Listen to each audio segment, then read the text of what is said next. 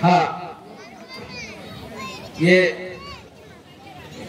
विमल चंद्र सरकार जी कामता कॉलोनी के विशिष्ट हमारे कार्यकर्ता हैं। राधाकांत राय जी कामता कॉलोनी के नाम बोलते थे। रूपेश कुमार,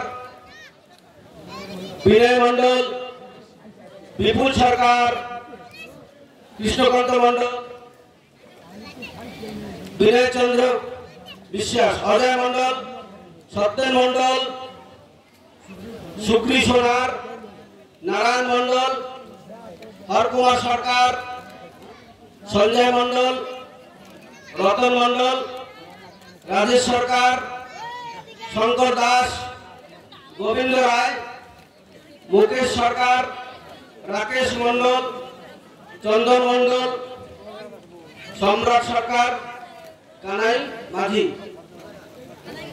हिरेन मंडल, उठे रखो। सागर मंडल नवयुवक संघ के कामता कॉलोनी के निखिल भारत समन्वय समिति के वरिष्ठ चंद्रकांत मिस्त्री,